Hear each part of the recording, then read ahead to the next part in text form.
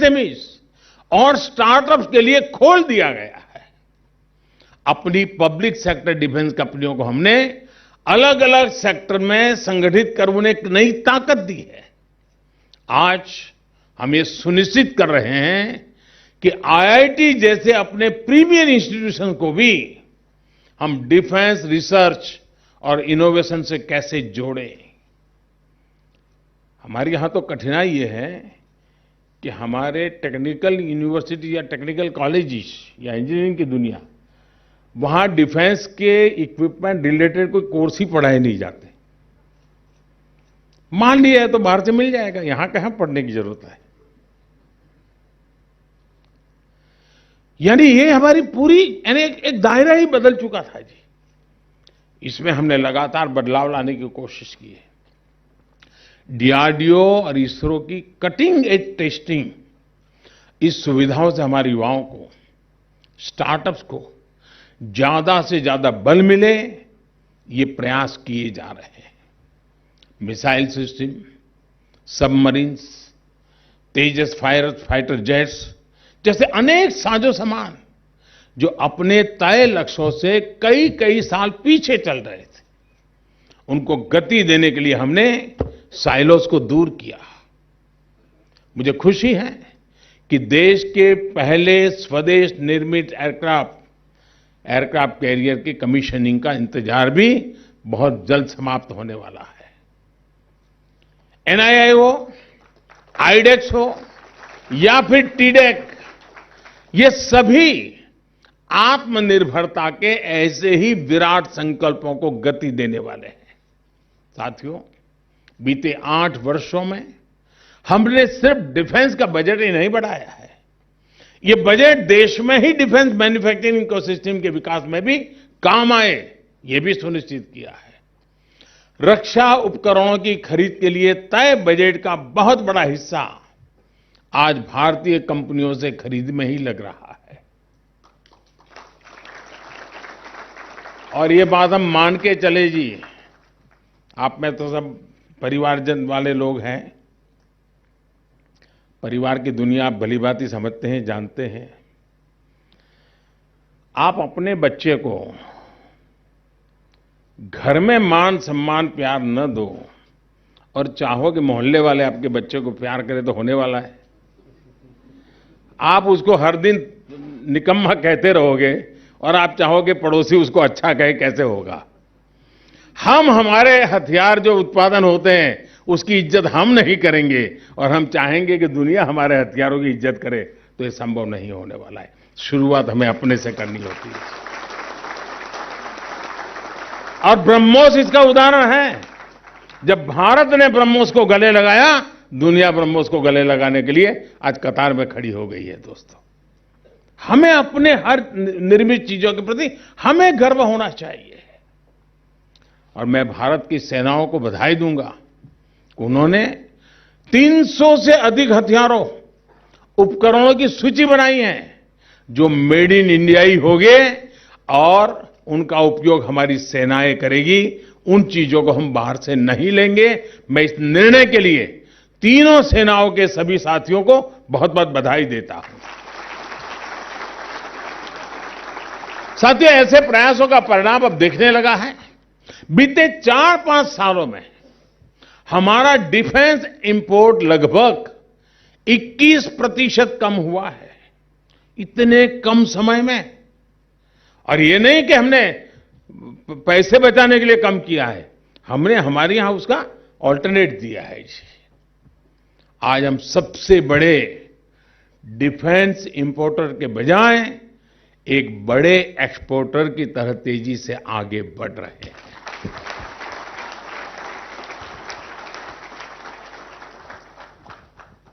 ये ठीक है कि एप्पल और ऑरेंज की तुलना नहीं हो सकती है, लेकिन भारत के मन की मैं बात बताना चाहता हूं, हिंदुस्तान के लोगों की ताकत की बात बताना चाहता हूं।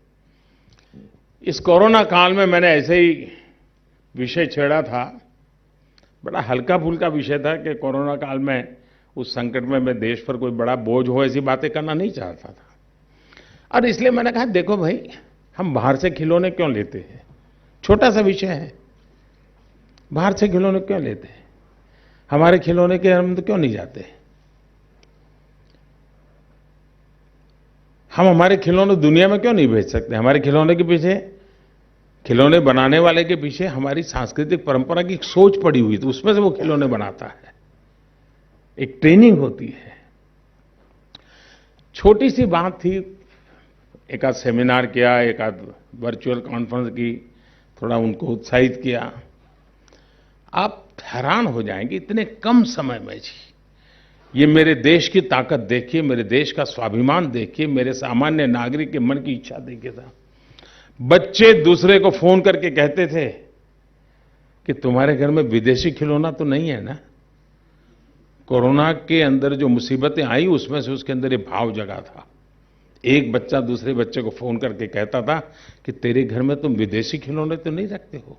और परिणाम ये आया कि मेरे देश में खिलौना इंपोर्ट 70% कम हो गया 2 साल के भीतर भीतर। ये समाज क्या स्वभाव की ताकत देखिए, और यही देश के हमारे खिलौने बनाने वालों की ताकत देखिए कि 70% हमारा एक्सपोर्ट बढ़ गया खिलौना का, यानी 140% का फर्क आया। मेरा कहने का मतलब है, मैं कहता जानता हूं खिलौने की तुलना आपके पास जो खिलौने हैं उसके साथ ही हो सकती है।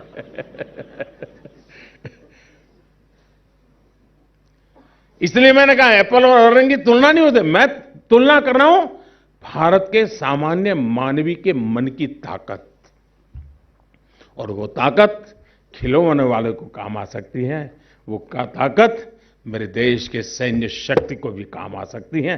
ये भरोसा मेरे देशवासियों पर हमको होना चाहिए। पिछले 8 वर्षों में हमारा डिफेंस एक्सपोर्ट 7 गुना बढ़ा है।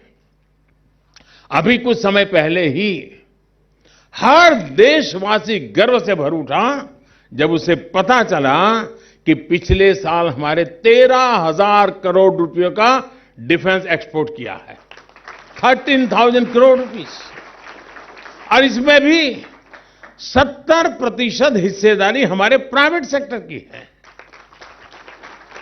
साथियों, 21वीं सदी में सेना की आधुनिकता, रक्षा के साजो सामान में आत्मनिर्भरता के साथ ही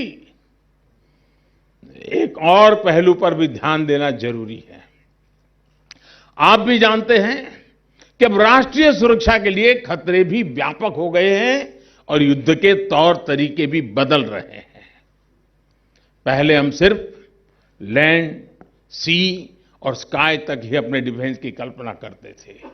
अब ये दायरा स्पेस यानी अंतरिक्ष की तरफ बढ़ रहा है, साइबर स्पेस की तरफ बढ़ रहा है, आर्थिक और सामाजिक स्पेस की तरफ बढ़ रहा है। आज हर प्रकार की व्यवस्था को वेपन में कन्वर्ट किया जा रहा है। अगर रेयर अर्थ होगी उसको वेपन में कन्वर्ट करो, क्रूड ऑयल है वेपन में कन्वर्ट करो, यानी पूरा विश्व का नजरिया, तौर तरीके बदल रहे हैं। अब सामने सामने की लड़ाई से अधिक लड़ाई अदृश्य हो रही है, अधिक घातक हो रही है। अब हम अपनी रक्षा की नीति और रणनीति सिर्फ अपने अतीत को ध्यान में रखते हुए नहीं बना सकते। अब हमें फ्यूचर चैलेंजेस को एंटीसिपेट करते हुए ही आगे कदम बढ़ाने हैं। हमारे आसपास क्या हो रहा है, क्या बदलाव आ रहे हैं, भविष्य के हमारे मोर्चे क्या होने वाले हैं, उनके अनुसार हमें खुद को बदलना है। और इसमें स्वावलंबन का आपका लक्ष्य भी देश की बहुत बड़ी मदद करने वाला है। साथियों, देश की रक्षा के लिए हमें एक और अहम पक्ष पर ध्यान देना चाहिए। हमें भारत के आत्मविश्वास को, हमारी आत्मनिर्भरता को चुनौती देने वाली ताकतों के विरुद्ध भी युद्ध तेज करना है।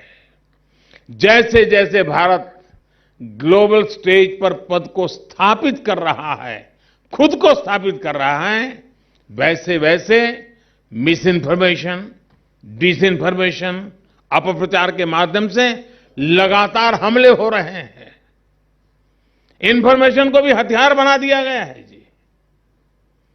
खुद पर भरोसा रखते हुए भारत के हितों को हानि पहुंचाने वाली ताकतें चाहे देश में हो या फिर विदेश में, उनकी हर कोशिश को नाकाम करना है। राष्ट्र रक्षा अब सिर्फ सीमाओं तक सीमित नहीं है, बल्कि बहुत व्यापक है। इसलिए हर नागरिक को इसके लिए जागरूक करना ही उतना ही आवश्यक है। राष्ट्रयाम जागरयाम वयम, ये उद्घोष हमारे यहां जन जन तक पहुंचे, ये भी आवश्यक है। जैसे आत्मनिर्भर भारत के लिए हम whole of the government approach के साथ आगे बढ़ रहे हैं, वैसे ही राष्ट्र रक्षा के लिए भी whole of the nation approach समय की मांग है। भारत के कोटि कोटि जनों की यही सामूहिक राष्ट्र चेतना ही सुरक्षा और समृद्धि का सशक्त आधार है। एक बार फिर आपके इस इनिशिएटिव के लिए, इन सबको जोड़ करके आगे बढ़ने के प्रयास के लिए मैं रक्षा मंत्रालय को, हमारे डिफेंस फोर्सेस को, उनकी लीडरशिप को मैं हृदय से बहुत बहुत बधाई देता हूं। और मुझे अच्छा लगा आज कि जब मैं ये कुछ स्टॉल्स पर जाकर के आपके सारे इनोवेशन देख रहा था, तो हमारे जो नेवी के निवृत्त साथी हैं, उन्होंने भी अपना अनुभव, अपनी शक्ति, अपना समय इस इनोवेशन के काम में लगाया है, ताकि नेवी हमारी मजबूत हो, हमारे डिफेंस फोर्सेज मजबूत हो। मैं समझता हूँ ये एक बड़ा उत्तम प्रयास है। इसके लिए भी जिन लोगों ने रिटायरमेंट के बाद भी इसको मिशन मोड में काम लिया है, मैं विशेष रूप से उनको भी बधाई देता हूं। और इन सबको सम्मानित करने की व्यवस्था चल रही है, इसलिए भी आप सब भी अभिनंदन के अधिकारी हैं। बहुत बहुत धन्यवाद, बहुत बहुत शुभकामनाएं।